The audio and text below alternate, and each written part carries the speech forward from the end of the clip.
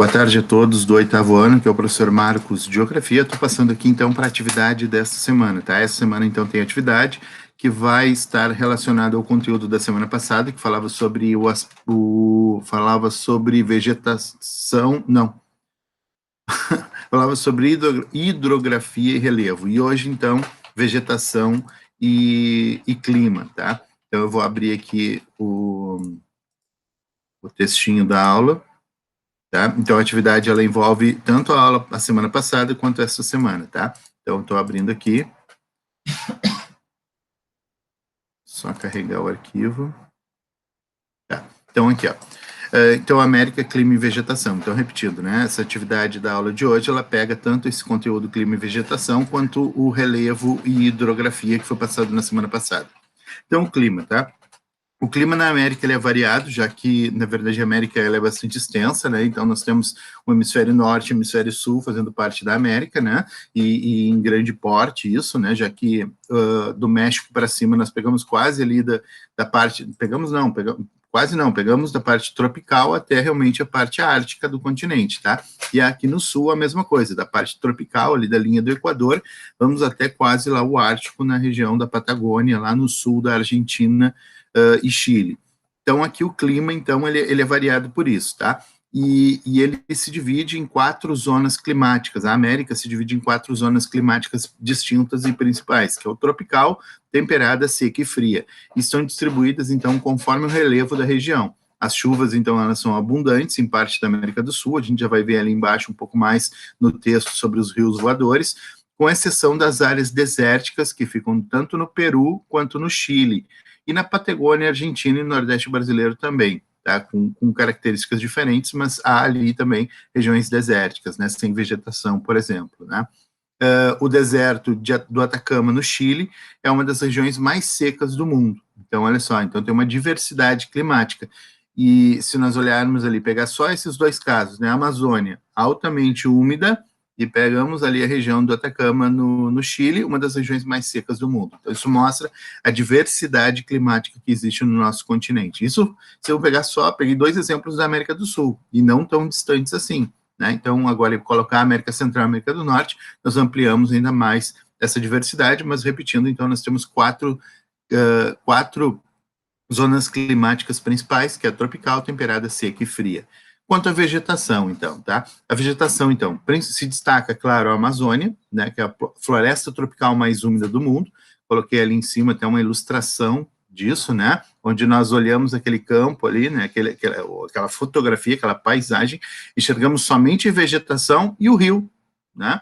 Então, isso é uma paisagem rara se comparada às outras partes do mundo. Também existem florestas, então, temperadas de araucária, que revestem parte dos planaltos e chapadas da bacia do Paraná, que daí vai pegar lá Paraguai, pega um pedacinho da Argentina, um pedacinho da Bolívia também, e pega aqui no Brasil o Mato Grosso do Sul, Paraná, Santa Catarina e um pedaço também do Rio Grande do Sul. E da depressão periférica na borda leste do Rio Paraná, enquanto florestas frias cobrem os Andes. A bacia do Orinoco é caracterizada por llanos, que são áreas de savanas. Então, olha só que interessante, né? As savanas, normalmente, a gente, quando pensa em savana, estamos ligando a região centro-sul da África. Mas na América nós também encontramos regiões de savana. A região semiárida do Nordeste brasileiro, então, apresenta uma vegetação de caatinga, e estepes são encontradas nos planaltos tanto do Equador quanto do Peru, que na verdade fazem fronteira, né? E na região platina, mais ao sul, aqui na região da Argentina. O planalto central do Brasil, então, caracteriza-se pelo cerrado, ou seja, a região um pouco mais elevada, né? E aqui vem a questão, então, importante dos rios voadores. O que seriam os rios voadores? Isso vai tanto influenciar no clima, quanto na parte da vegetação e até lá na hidrografia que nós já vimos anteriormente. O relevo também se torna importante por causa dos Andes aqui. Então, o que seriam os rios voadores ou rios aéreos, como eles também são chamados? Essa gravura que está aqui pequenininha, ela depois aparece, ela está nos anexos maior, tá? Mas, então, são fluxos concentrados de vapores atmosféricos, por isso aéreos, né, porque seriam rios formados por vapores, nuvens, né, que estão no ar, e se movimentam, então, por massas de ar. São invisíveis em determinadas regiões da Amazônia e sobrevoam em meio à copa das árvores. Elas não têm margem, como os rios terrestres, né? Portanto, ela é mais difusa, porém realizam a mesma função de transportar umidade e vapor de água, advindos da essa palavra aqui é meio difícil, né? Mas é a evapotranspiração das árvores. Tá? Para outras regiões do Brasil, como Sudeste, Sul e Centro-Oeste. Tá? Então, eu vou abrir aqui a imagem só. Ih, trancou meu computador. Mas é essa imagem aqui, isso aqui. Deixa eu abrir ela maior aqui. Dos rios voadores. Ó. Então, o que nós temos aqui? A água do oceano evapora e vai para o continente, né? Então, temos aqui ó, a água do oceano indo em direção do continente, a região da Amazônia aqui, ó, chove forte na Amazônia, e essa evotranspiração das árvores, né? Uma palavrinha meio difícil, tá ali, ó. Evapotranspiração da floresta, ela recicla essa água, voltando na forma de nuvem, e aí a Cordilheira dos Andes impede que isso vá em direção ao Pacífico, e ela acaba contornando a cordilheira, por não poder sair na direção do Pacífico, né? E ela acaba passando aqui por Bolívia, pelo Acre, pelo pedacinho do Peru ali, né? O Paraguai, e essas nuvens, elas acabam se deslocando também para o sudeste e o centro-sul do Brasil, né? E acabam trazendo precipitações, ou seja, chuva. Também descendo lá para a região da Argentina, Uruguai, Chile, tá? Uma curiosidade, tá? Só uma curiosidade bem importante. Como essa cordilheira aqui, ela tem uma importância grande. Eu já visitei Santiago no Chile e Lima no Peru. Essas duas cidades são cidades onde rarissimamente chove.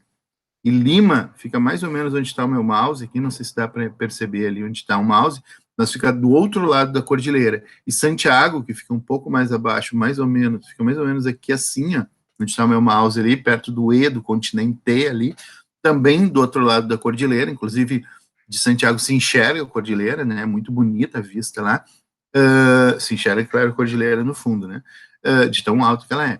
Então, são duas cidades, por exemplo, que rarissimamente chove, tá? E isso ocorre exatamente porque essa barreira que fecha aqui, que forma todo esse canto, né, todo o oeste aqui do continente, não permite que a água, ou melhor, esses vapores, esse rio voador, né, se desloque para o outro lado e ele acaba contornando toda a América aqui e banhando, né, de água com as precipitações de chuva em todo o continente aqui sul-americano, com exceção daquele do outro lado da cordilheira, tá? Então isso torna a importância, né, que a Amazônia tem como fonte não só de água, mas de vida dentro desses continentes, tá? Dentro deste continente, né? Do continente, principalmente aqui, se a gente está falando, claro, da América do Sul, certo? E aí, eu coloquei uma atividade, junto com a aula de hoje, que faz, na verdade, 3 perguntas aqui. Só que eu estou abrindo na parte errada. Espera aí, deixa eu só abrir certo aqui, porque eu acabei abrindo meu arquivo do 6º ano, na hora de abrir as perguntas. Então, tá aqui, ó, América, clima e vegetação, tá? Então, eu coloquei 3 questões. Uma delas é perguntando, que é a segunda questão, perguntando o que são os rios voadores. Tem ali, tanto no texto falando isso, quanto tem a ilustração demonstrando isso, tá?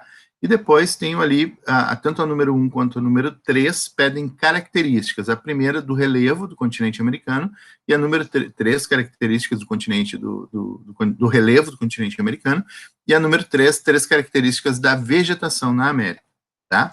Então, claro, vocês podem usar outros recursos, mas esses 2 textos que eu coloquei ali, eles explicam bem o que é qualquer uma dessas questões que eu coloquei ali, beleza?